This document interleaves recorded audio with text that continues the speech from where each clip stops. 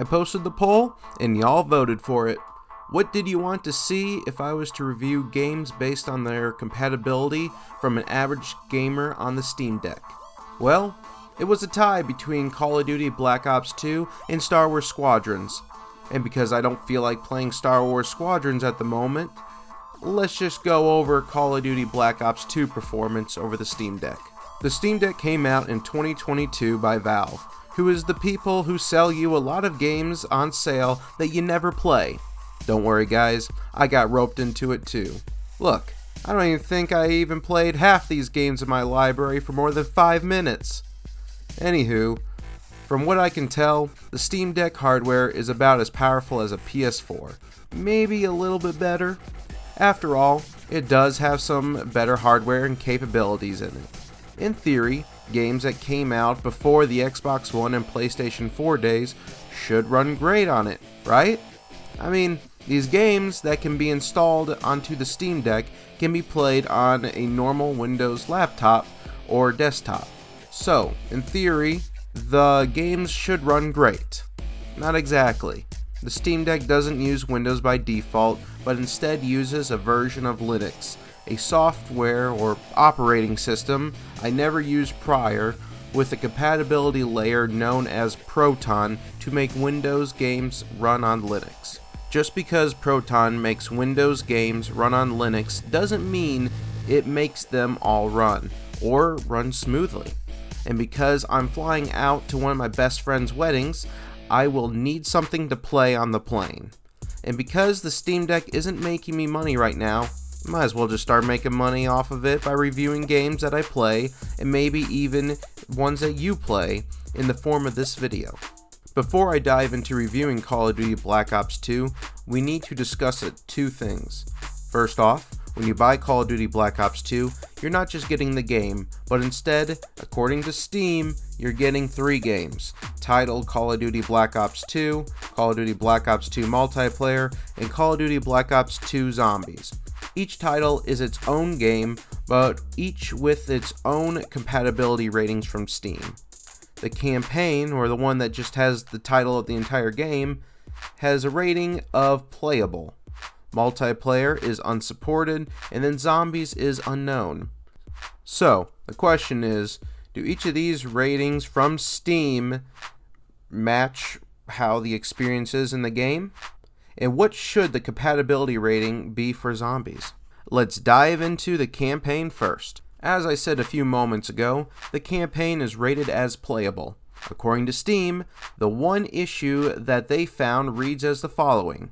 This game supports Steam Deck's native display resolution, but does not set it by default and may require you to configure the display resolution manually.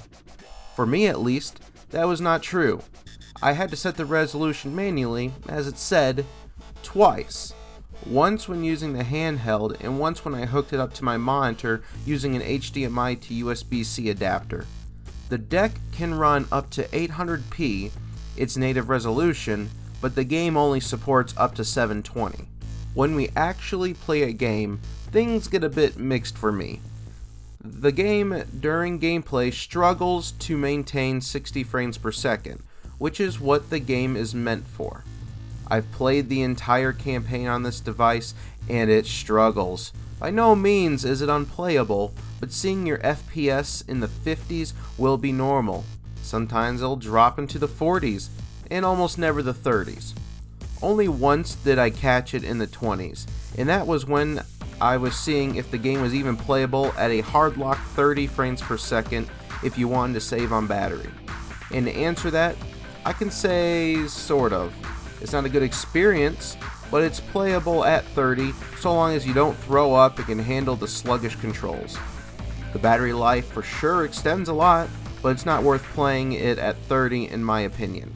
What seems to affect the FPS the most is how much is being displayed on the screen at once. The more moving parts, the worse it gets. I even dropped the graphics all the way down to the lowest settings, and I'm not kidding, it ran the same.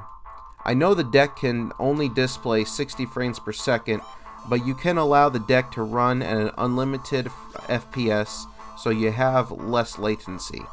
The only issue is that the game will not allow you to exceed 60 unless it's struggling to keep at 60 frames per second. Then you might see 61 or 62 for a split second. By no means did the game feel unplayable, it just had some minor problems that really stuck out. The default controls work fine too. I didn't need to set up anything in the settings. I just started playing it without a hiccup. One issue I find with this is that when you're in handheld mode, some of the enemies are hard to see, so you might miss them unless they're moving or shooting, because they're so small on the little screen. The battery life will probably last you between 3 and 5 hours at full charge. This part of the game definitely deserves a playable rating in my book. What about the multiplayer? Is it unsupported as Steam says it is? Pfft, no.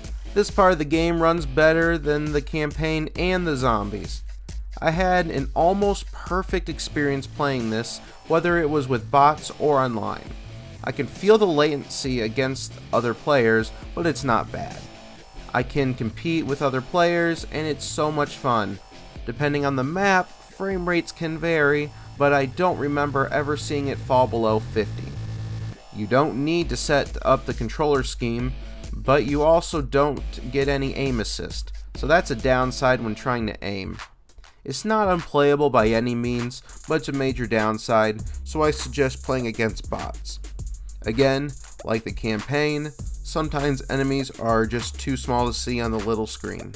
Like the campaign, you will need to set the resolution, and again, it doesn't support 800p, just 720, and you can't go above 60 frames like the campaign. Does it deserve the unsupported rating? No. I personally think it should get the verified rating despite the minor frame drops. Finally, the zombies. For some, the cream of the crop. This is the only part of the game that isn't rated at all. Is it a good part of the game? Nope.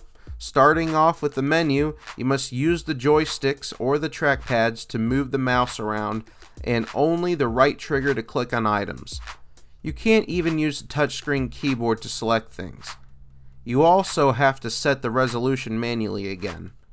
You can use the D-pad to move the highlighted menu option around, but you can't select anything. The only button that actually works is the friends list, which is the Y button. That is the only one. Jumping into a game. Oh wow, this is not good. Let's start with what works. Reloading with X, shooting with the right trigger, jumping with A, moving with the left stick including sprinting, looking around with the right stick, R1 throws the lethal, and that's it. I don't know if the D-pad works, but I can't get far long enough to figure that out. Now, let's talk about the controls that don't work. Melee is tied to the B and R4 buttons, the Y button does nothing, L1 leans left, jumping is not only tied to A, but R5. You can't hold X to interact with things, instead you have to use L4. And then L5 controls your standing, crouching, and proning. The worst part, you can't even change controller settings. Oh, and using L2 to aim, but it acts as if you clicked the mouse to aim because you have to push the trigger in again to stop aiming. Depending on the map, your frame rates could be just as bad as a campaign, falling to tolerable rates that don't make it unplayable. What does make this unplayable is that you can't switch weapons or adjust your sensitivity for the controller. If you do adjust your sensitivity, then it will mess with the multiplayer sensitivity, but not zombies. Not being able to play this game with two weapons is tough. Mixed with the sensitivity, it's a recipe for disaster. This definitely deserves an unsupported rating from the Valve Corporation. The controls are not working like they should, the frame rate is all over the board, and sensitivity does not help.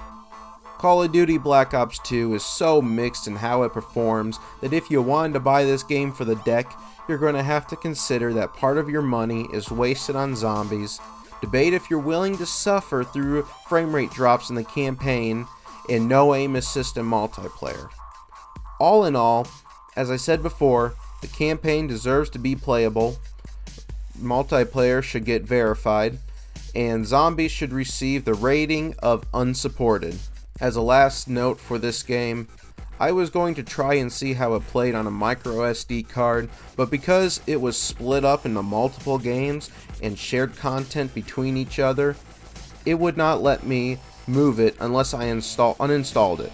I didn't feel like deleting everything and reinstalling it with my internet, so I skipped it.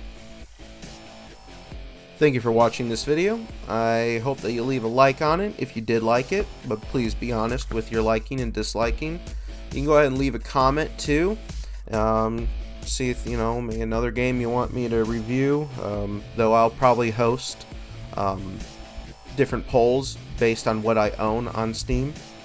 And if you want to become a member, you can. I am still debating if I'm going to discontinue it just because of my inconsistency in uploading.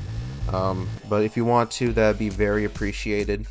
Don't forget to subscribe if you're not already. I don't care if you turn on the bell notification. You can if you want, but it's your life, okay? I'm not going to force you to do anything. Yeah, so that was my review for the Call of Duty Black Ops 2 on the Steam Deck. God bless. Bye.